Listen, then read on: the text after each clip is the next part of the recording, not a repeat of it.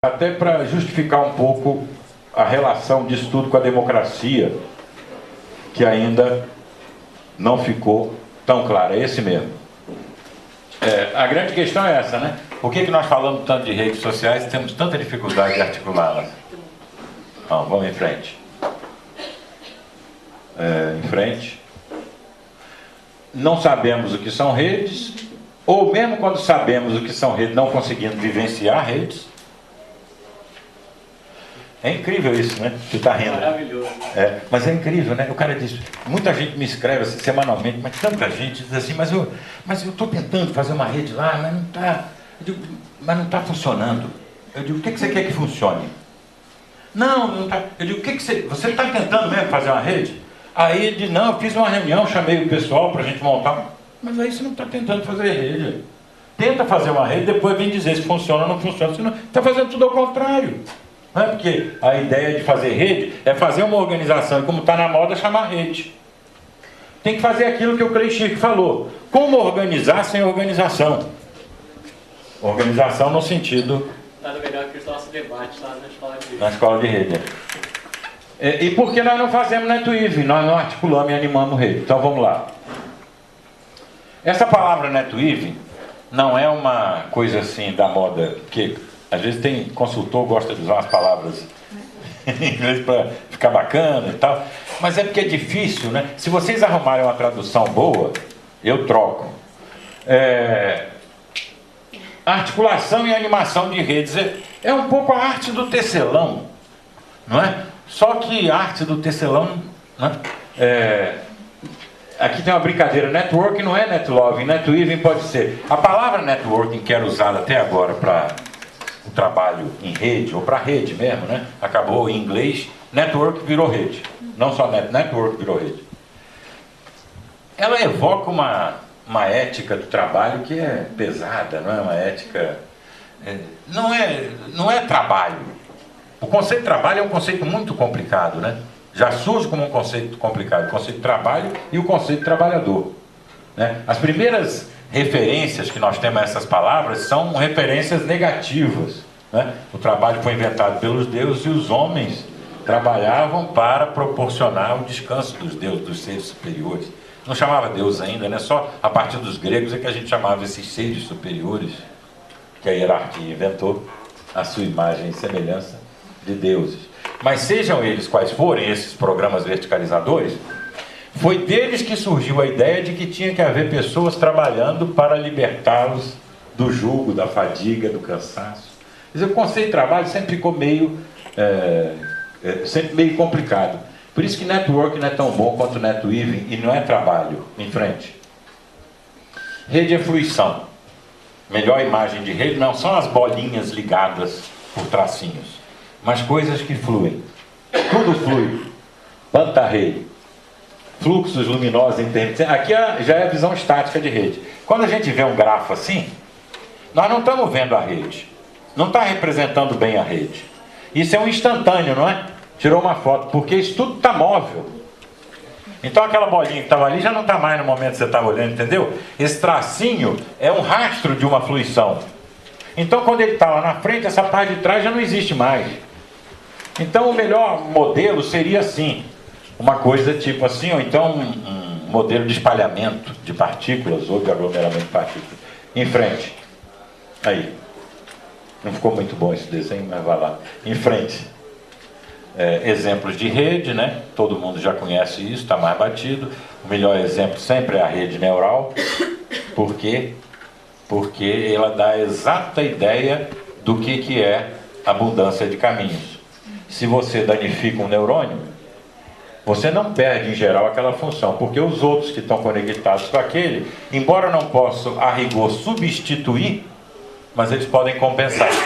Então aquela função que aquele que desapareceu cumpria, passa a ser desempenhada por todos aqueles outros que estão conectados. Essa é a ideia básica da sustentabilidade, gente.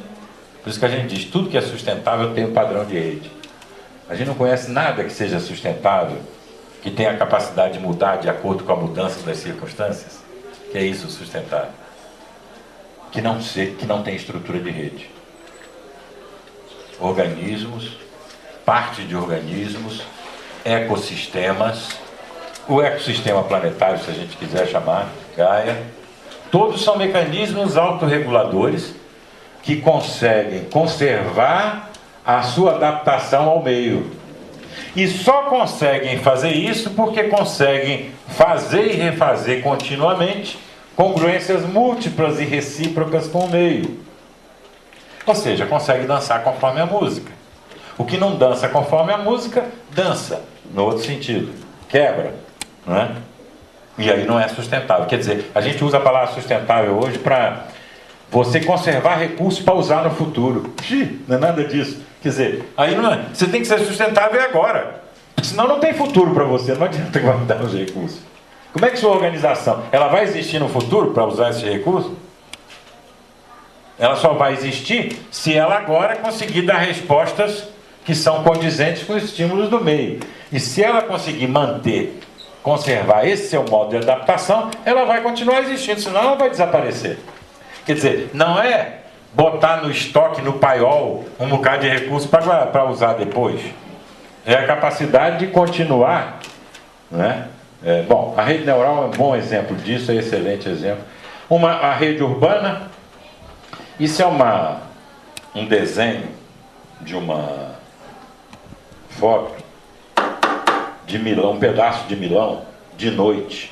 Só que está aqui ao contrário, né? Negativo, ficou branco, era...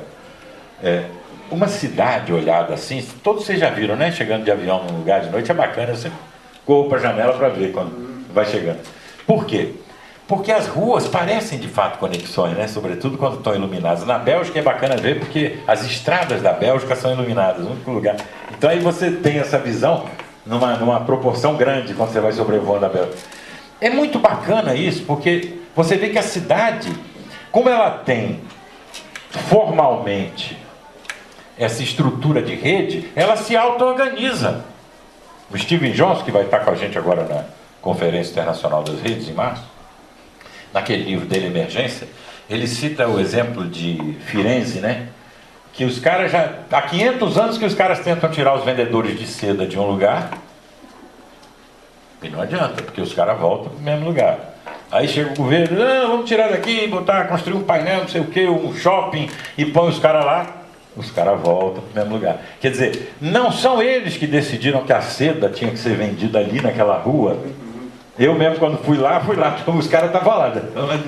Não são eles que decidiram. A dinâmica da cidade, porque ela tem conexões, ela é uma cidade, ela tem suas artérias, ela tem veia, ela tem... acaba tendo um comportamento coletivo, ou seja, uma inteligência coletiva se manifesta, porque o hardware, para ela, está construído. Se você fizer uma cidade sem ruas, no Rio ou não, porque eu já fui numa. Vou dizer o nome. Como é que chama? Águas Lindas, na região já econômica de Brasília. Era um assentamento, tinha 5.000 pessoas, 3 anos depois tinha 180.000, vocês já viram, né? Isso não pode ser alguma coisa aceitável nem saudável. Você, para ir de um lugar, de um assentamento para outro, dentro do município de Argalina, não tinha rua, você tinha que ir para a estrada e fazer a volta. Como ela não tinha as ruas, ela não tinha as artérias, ela não tinha as conexões, a conectividade dos equipamentos urbanos e das pessoas era muito baixa. Então aquela cidade não tem capacidade de se auto-organizar. Assim como Brasília, no início, também não tinha.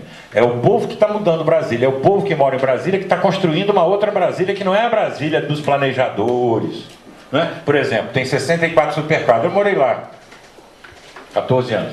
Tem 64 superquadras. Aí as superquadras foram boladas com a área comercial virada para dentro dos prédios. O povo chegou e virou para fora. Entendeu? O povo vai mudando os caminhos, vai mudando a ordem dos equipamentos, vai mudando a distribuição. Então a cidade vai crescendo. Na medida em que ela for construindo esse hardware próprio, né, que tem a estrutura de rede, aí começa a se manifestar na cidade a inteligência de rede, né, a inteligência coletiva que precisa de um hardware de rede. Então ela começa a se comportar coletivamente como um ente. Olha aí a Jane Jacobs, que eu comecei falando dela aqui no início. Uma entidade vai aparecer uma entidade coletiva, uma entidade real.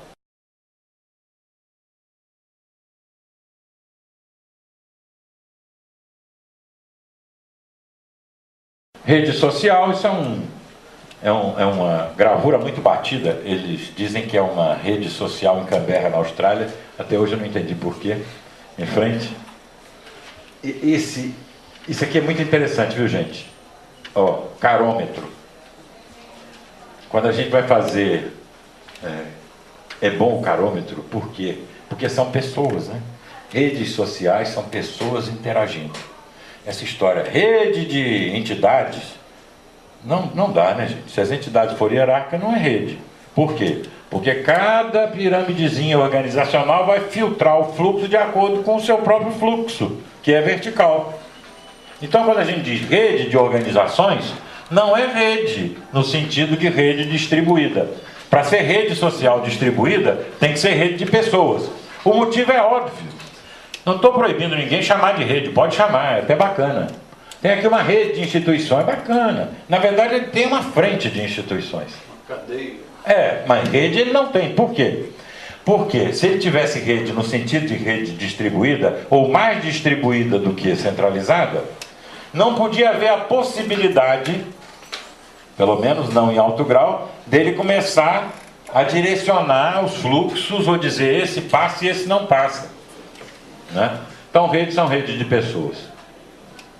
Isso nós já conversamos. Olha o mesmo desenho, feito agora com volume. Ainda estou nos diagramas do Paul Bara. Aqui é bacana porque parece 3 bichos, né? E são 3 bichos. Com os mesmos nodos. São 3 seres diferentes. Isso aqui eu pedi uma ilustradora lá de Curitiba, Fátima Zagonel. Ela faz ilustrações de livro de botânica. Vejam só, se o mundo tivesse 2 elementos, rede e hierarquia seriam a mesma coisa. Agora olha aqui a diferença aqui, gente. Um mundo de 3 elementos, A, B e C. Esse é o átomo da rede. Para a rede, você tem que ter pelo menos 3 elementos. Se eu tiver hierarquia, eu tenho caminhos únicos. Olha aqui, ó.